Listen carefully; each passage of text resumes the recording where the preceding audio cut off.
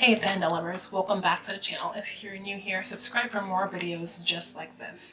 Today we're diving right back on into Triad Princess, a Netflix original Taiwanese series. So without further ado, let's just get into what we're talking about today.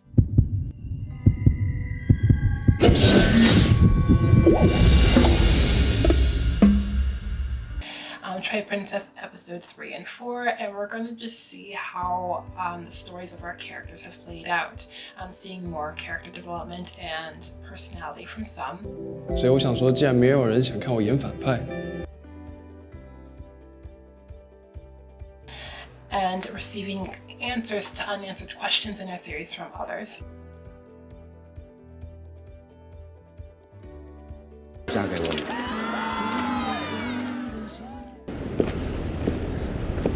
Hello， 大明星。 All while meeting a few new characters along the way.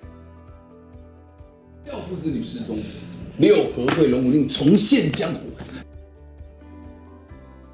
看，篮球比赛赢了，这是我的奖杯。 So without further ado, let's get started.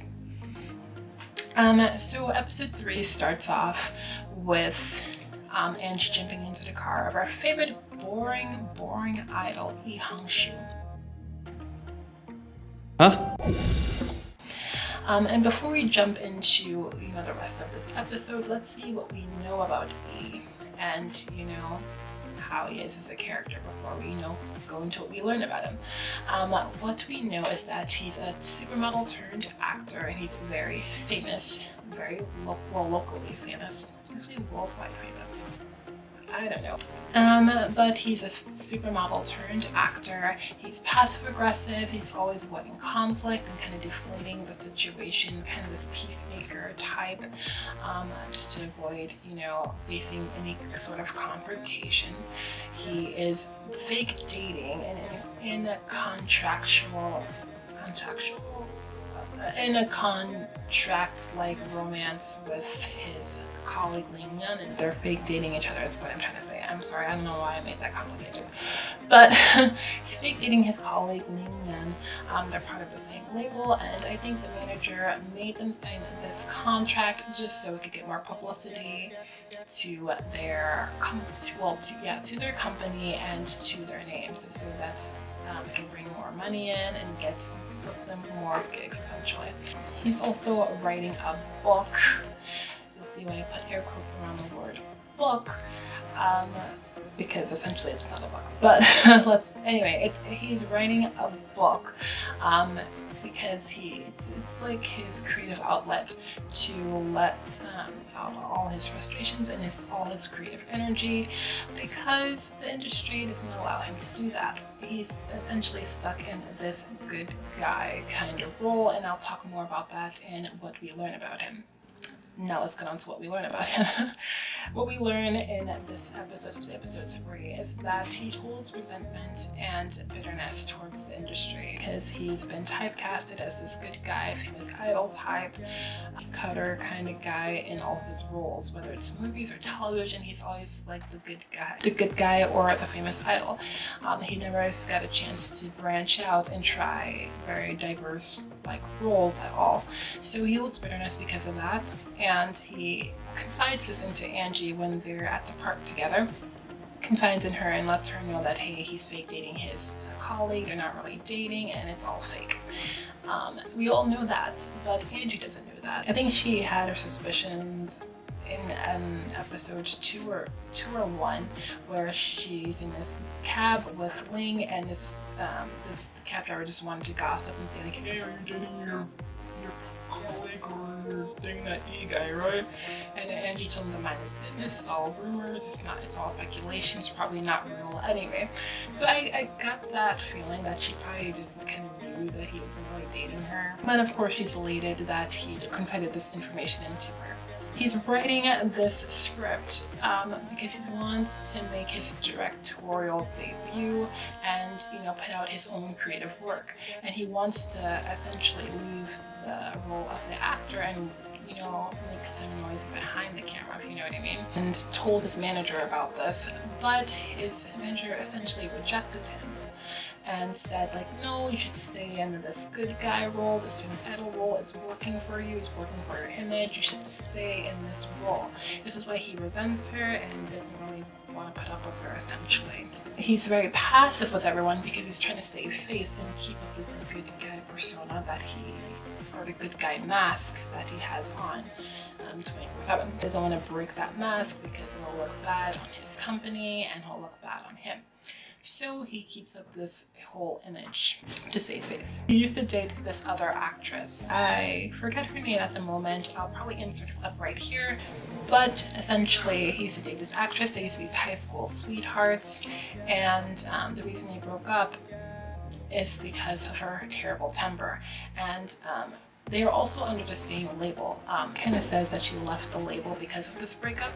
And he hasn't seen her since he got invited on this project where he's doing a cameo in this new show, I believe, where she's apparently dating this new director, and this director is giving her free will to do whatever she wants. And since she's obviously aware that this is her ex-boyfriend, it's her chance to kind of humiliate him and make him look bad, essentially. In episode 4, we learn that he learns that Angie has feelings for him. All this divulged from his colleague Ling, and we find out that he also reciprocates those feelings. But the truth is, I realized that I don't just like you. I actually like you. Well, I think what he likes about her is that she shows interest in the real him.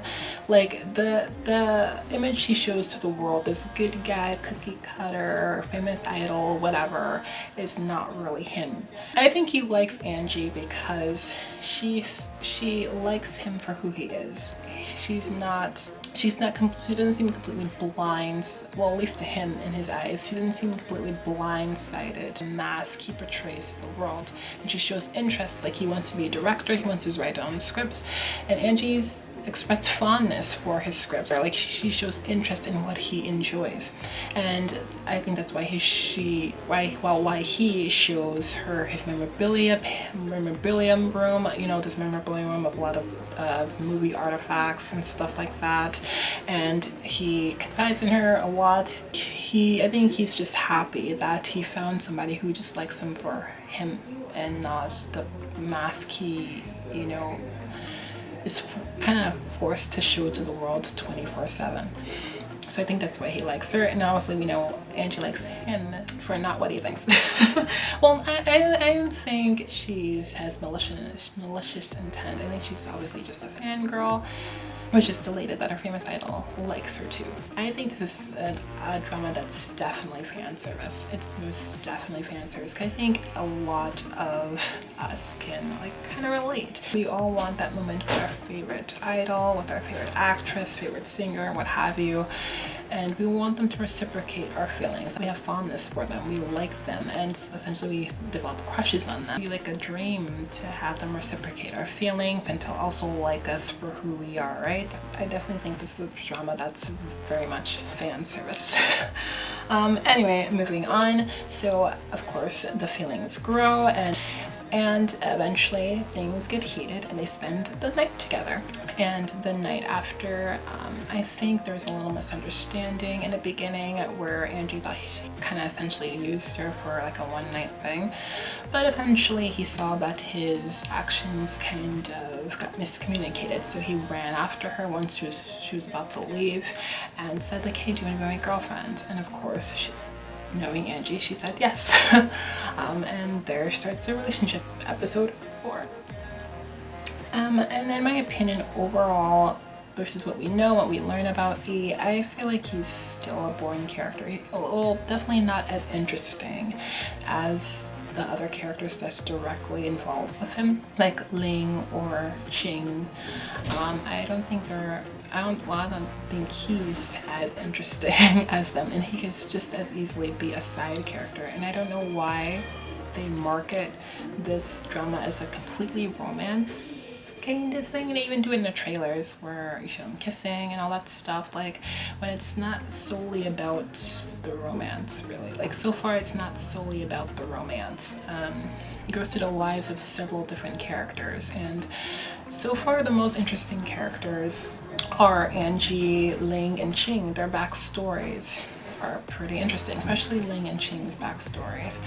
And I feel like E is kind of, I don't know, it's not like it's not relatable, but it's not as interesting. It's like, yeah, we get it, he's a famous idol, he's tired of the fame life, whatever. But I think what makes Ling and Qing's story, you know, that I'm about to talk about, you know, very soon, very interesting is because they're not, I guess, because they're not directly parallel to what they're actually doing. Ling's backstory that we find out, like she's being blackmailed by an anonymous source. That's not directly correlated to her being a star, really. Like it's like there's mystery behind it. Like we want to find out who's blackmailing her, what's going on with her. There's also inkling in episode 1 and 2 that she knows. So like, you know, we want to know what's going on. Does she know like what's going on?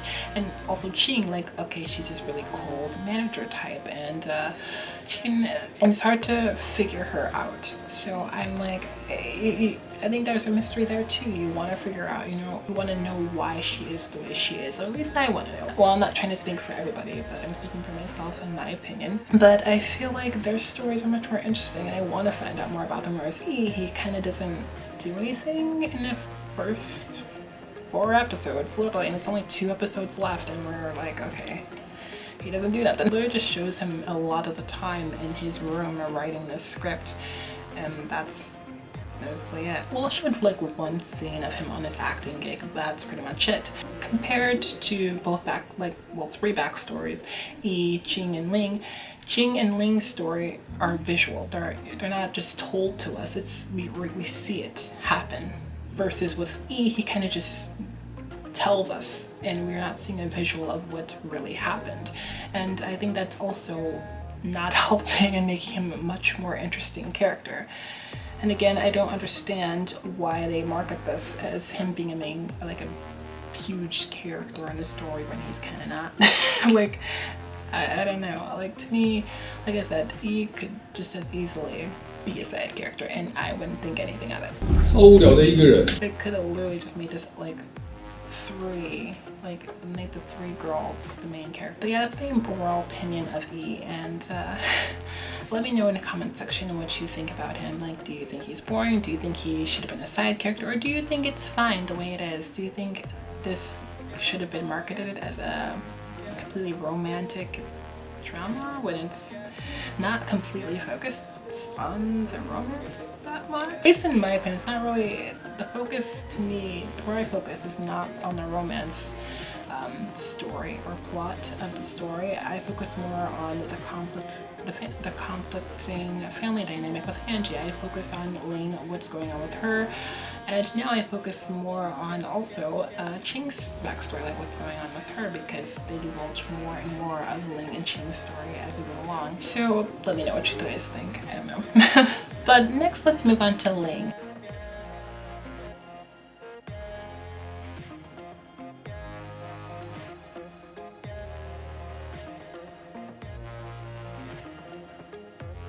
Hello， 大明星。 Ling Yan. So Qing calls Angie to ask, okay, where Ling is, like where's she at?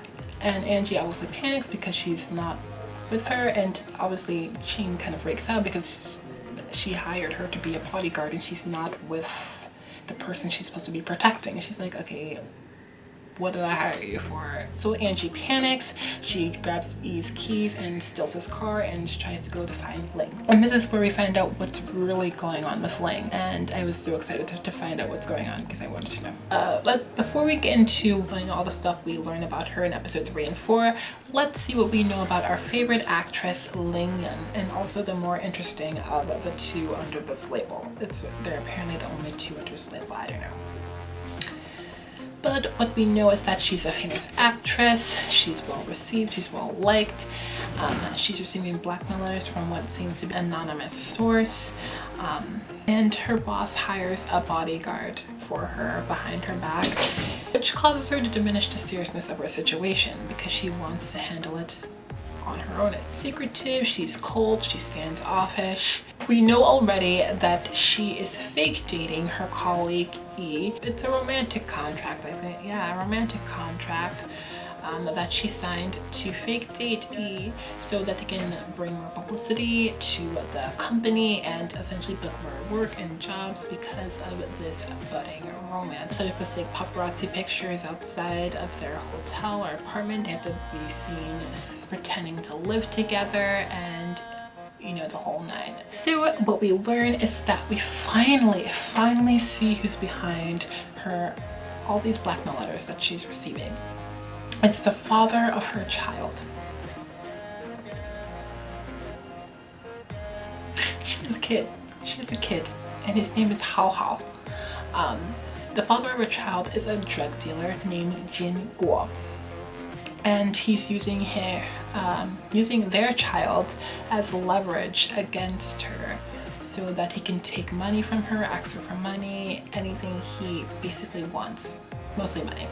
So Jin Guo is someone she used to be involved with while she herself was dealing with substance abuse and, you know, just really involved with the nightlife, I guess is what I'm trying to say. I don't know another word for it. I'm so sorry. She used to have substance abuse problems. Her life is off the rails back then. After she says substance abuse problems. What is my mind today? My mind is gone. I do not know what's happening right now. What I'm trying to say is she has a history of drug use or substance abuse, and she got rehabilitation and essentially changed her life. Now she's this really famous actress. She had her modeling gigs, got into commercials, all of that, and it changed her life for the better. And it seemed like she essentially kind of left that rough life or that chapter in her life behind and just closed the book on it. But now these blackmail letters have came out of nowhere and has sent her life down a spiraling hole. The person responsible is Jin Guo. Jin Guo, personal motivation is that he wants his baby's mother to suffer for what she did to him in the past.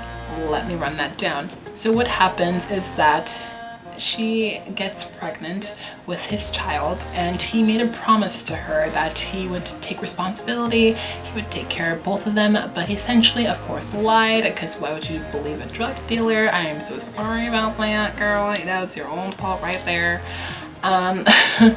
But he essentially went back on his word, started having very open affairs with other women, and of course she got upset about that, got really mad about that, so she grabbed a bottle off the table one night and went into his private room where he is like benoogling with these random cute girls, I guess. As said, benoogling, what kind of word is that? But she grabbed a bottle, went inside that room, closed the door, and I'm just gonna speculate that she probably hit him over the head with the bottle, and that's caused all those two girls to scream. That's because that's all you hear is screaming from women from the room. That's all you hear.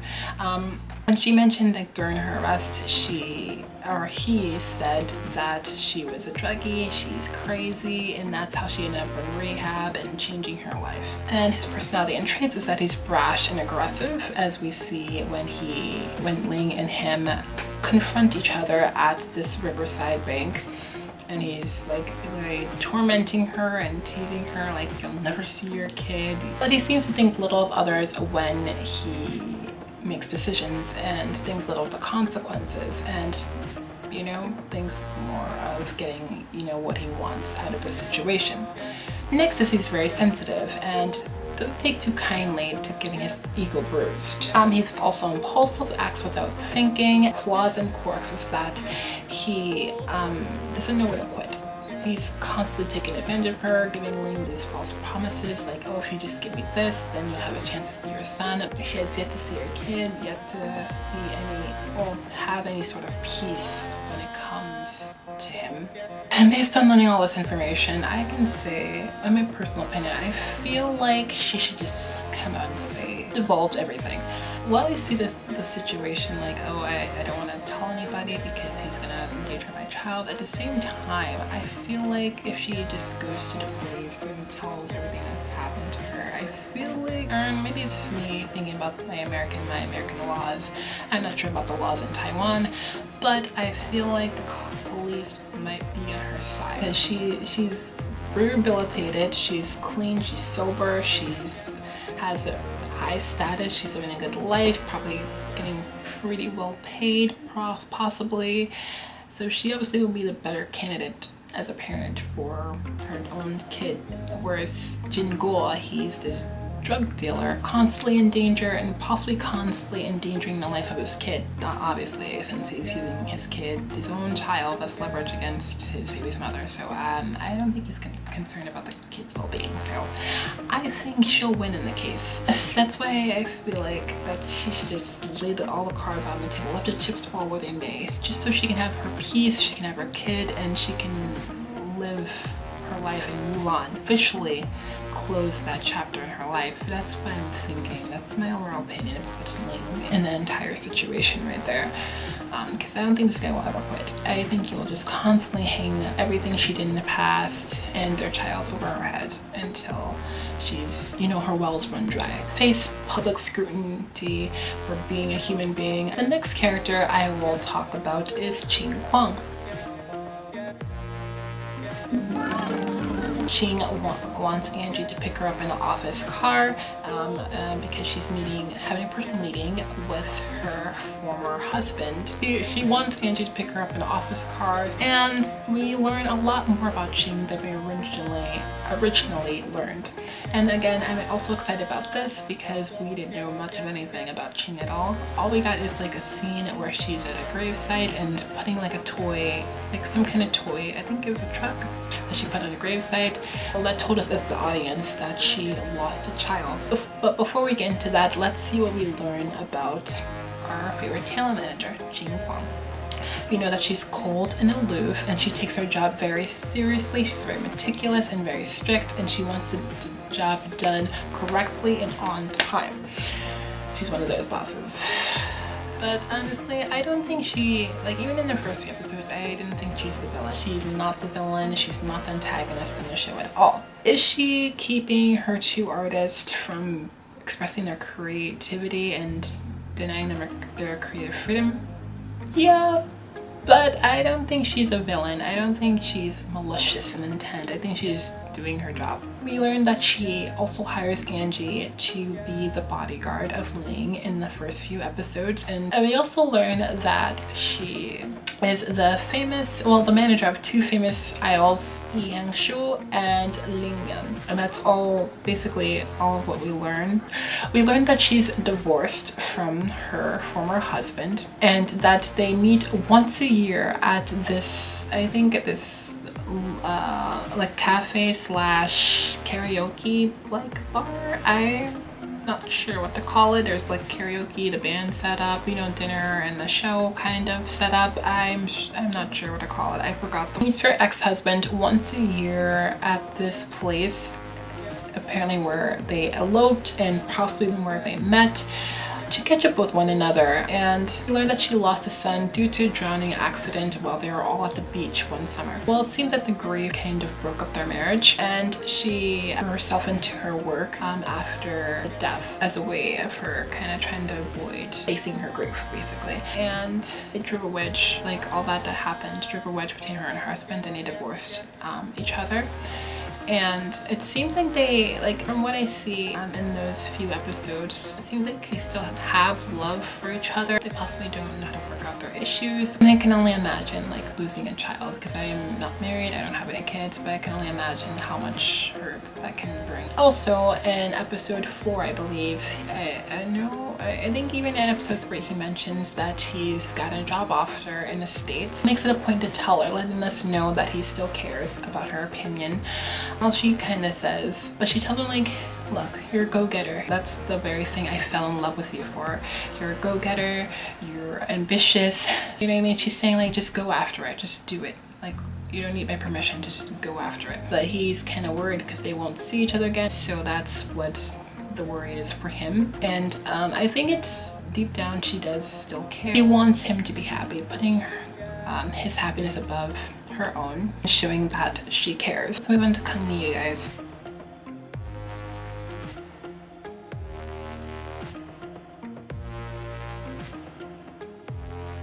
Back at the Ni residence, Kangni is trying to figure out who tipped off Angie at the hotel because, as we saw in episode 4, her brother tipped her off to let her know that their father was coming, and he found out where she was. That's how she escaped or jumped into E's car with him. Just because you're family doesn't mean you're absolved of any sort of punishment for any wrongdoings that you do.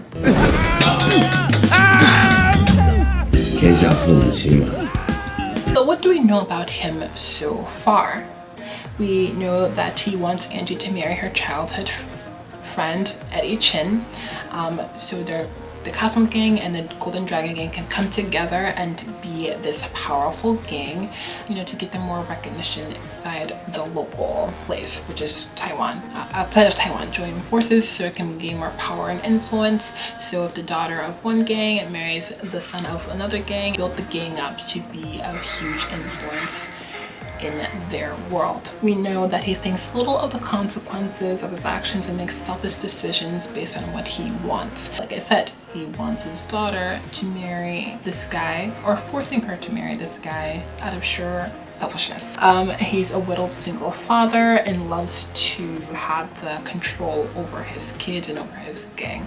And he lost that control because Angie decided to run away and, you know, basically find her own path in life. What we learn is that Angie, of course, ran away from home, and he doesn't have the control he used to have over her. Like I just said, his family friend, the Golden Dragon, is bringing pressure on him to speed this meeting up, speed their, you know, marriage up. The other dude wants them to get married really quickly. So I think what happens is he proposed like, hey, let's meet. I want to meet my daughter-in-law. Let's meet up. And that's where Kangni panics and he sends out the Dragon Order.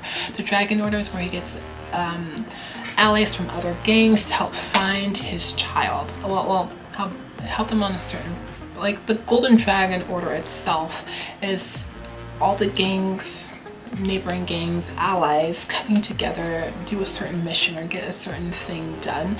And what's being done is that he wants to help him find his daughter so he can meet her and they can speed up the process of this engagement, finding any means necessary to get her back as soon as possible. Also learned that the moon blocks are fake.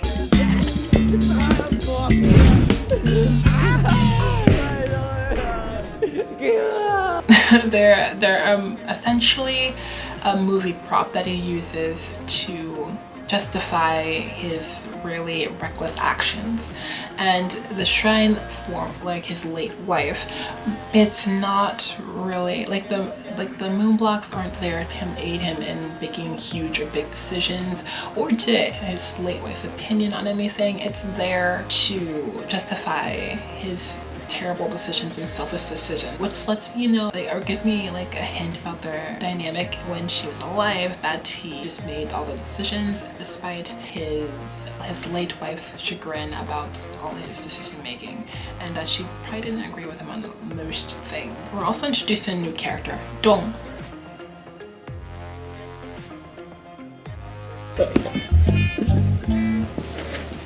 啊，你東方條海什麼所在？啊，都係香笑啊！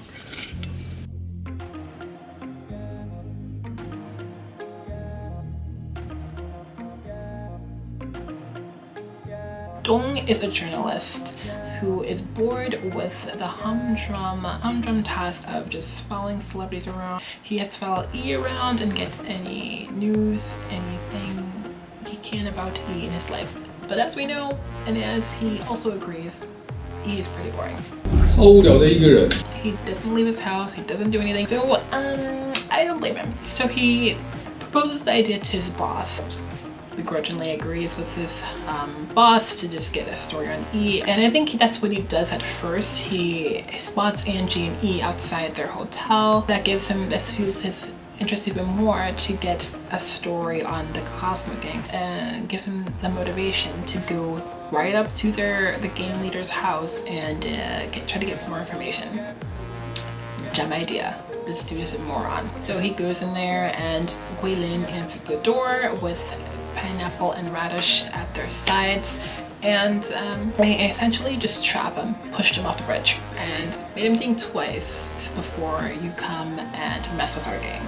Maybe he called somebody and said like, hey, I want the Cosmo Gang to suffer. What did he think would happen? You walk right up to the house of a gang leader, expect him to just give out all their information to a journalist, no less, and you're mad that they didn't want to give you that information. Their way of kicking you out was violent. He's also the second antagonist of the show. He's trying to get revenge on the Cosmo Gang for kicking him over that bridge because he was stupid. His personality and traits is that he's persistent. He doesn't know when to stop until he gets what he wants. He's nosy, of course. That comes with being a journalist. You have to be nosy all up in other people's business. And he's rash. He doesn't think before he acts. Dong's flaws and quirks is that, like Jinguo, he doesn't know when to quit. And basically that's what we learned about Dong, our new character, and Kong Ni. Now let's move on to Angie Ni, Guilin, and Ding Ding. I'm starting off with Angie Ni. Yes, I know we're starting off with the main character so far, like very far into the review, but I would say the side characters shined more in these last 2 episodes than she did. But you know, let's see what we know about Angie before we see what we learn about Angie.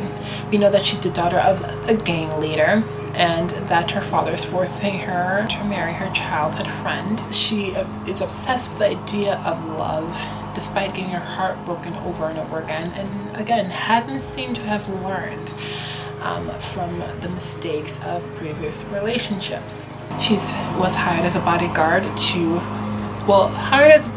and assistant to famed actress Ling Yan, hired by Qin Kwang, the talent manager, because Ling is receiving blackmail letters. She ran away from home and took the job behind her father's back because he originally rejected the job offer for her because he didn't want her to take it. As she ran away, her father's lost control of her. Because of this, he found her by any means necessary. She has a huge crush on our favorite famous, boring actor, Lee Hong-soo. He's not very interesting. I don't see the appeal. I'm sorry. Like, I'm not talking about like the real life person, obviously. Jasper Leo, seems like a pretty cool dude, and he actually acts really well in this show, but the character itself is pretty lackluster, if I'm gonna be honest. Okay, now let's move on to what we learn about Angie's character. We learn that she ultimately is the audience character in these last 2 episodes. That's why I haven't talked about her in the beginning, because her character doesn't really do that much other than running away from her father, or there's a romance development between her and E, but it doesn't like hold much water to the other stories that have developed in these last 2 episodes. Because she's the audience character, she's essentially getting more information for the audience. That's there for a purpose, to get more exposition and to get more out of the side characters or the characters as their stories develop and we learn more. She develops a relationship with Lee Hong-soo, like I mentioned, and they become boyfriend and girlfriend. Of course, she's elated.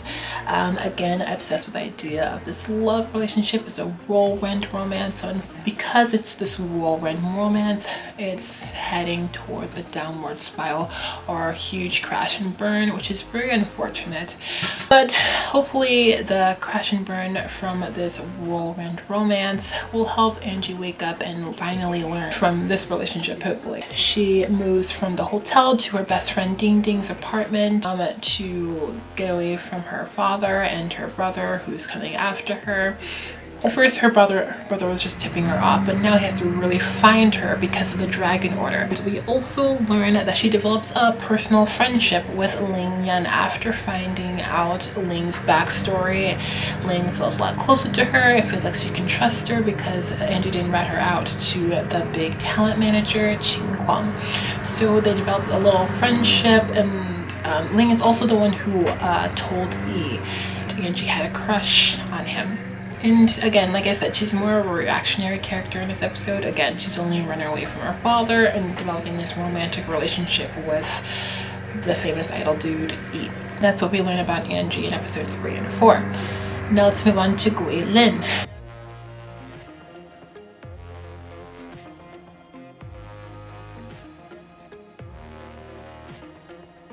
Gui Lin is the adoptive brother, and his adoptive sister is Angie Ni. His father is Kang Ni, and he is in charge of leading a gang in his father's absence. He puts his family and the gang ahead of him in his life. He feels very grateful to Kang Ni for saving him from the life he once had as a pickpocket. When he, was a child, he used to pickpocket, and he thanks Kang Ni for changing his life and taking him in and teaching him the ways, or teaching him his ways, I should say. So he feels really grateful and thankful, and it seems like he does anything to get the approval of his sister and his father. Is elated when he accomplishes something they give him. That's what we know. What we learn, because his sister got away, he has been punished, like I mentioned before. And because of his father's dragon order, like I also mentioned, he has to find his sister immediately and by any means necessary. Now he's not on her side anymore, but on the side of his father. His dragon order is like putting a fire under his butt. But unfortunately, he is sidetracked by this really ridiculous LGBTQ shoo-in thing. Something happens, there's an electricity thing, like a circuit breaker thing there, and Ding Ding and Gui Lin touch it at the same time. After they get electrocuted, they immediately are enamored with each other and are in love. It's so confusing. I'm like, why? What is this? And in the preceding scenes, with this whole random LGBTQ shoo-in sequence, they're at this restaurant sharing like a drink, and that's when Gui Lin divulges he used to be a pickpocket before Kang Ni kind of saved him from that lifestyle and ultimately put him in a more dangerous lifestyle, I guess. And that's where we learn a little bit exposition from both of them and a little bit more about both of them. But I don't know why they did it in this way. It's kind of weird and kind of jarring from the rest of the show. This scene is kind of throwaway to me, and it wasn't really needed to divulge any sort of exposition from both of them or to learn more about both of them.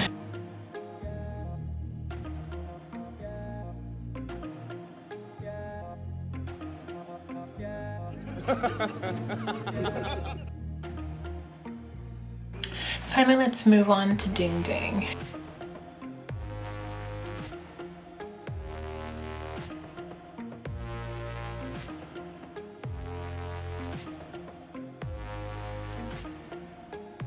And let's go with what we know about him so far. He's Angie's best friend since childhood. He works at a convenience store. He's a singer, songwriter, and he wants to make a name for himself. And he obviously is elated that Angie got this job with the talent manager and at this big talent agency.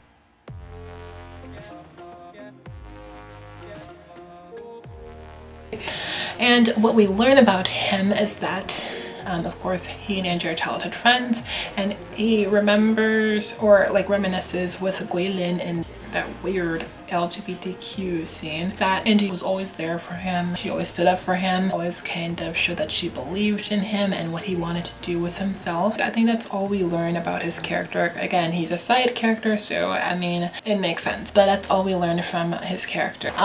So that's the end of this review. So far I think the show is pretty good.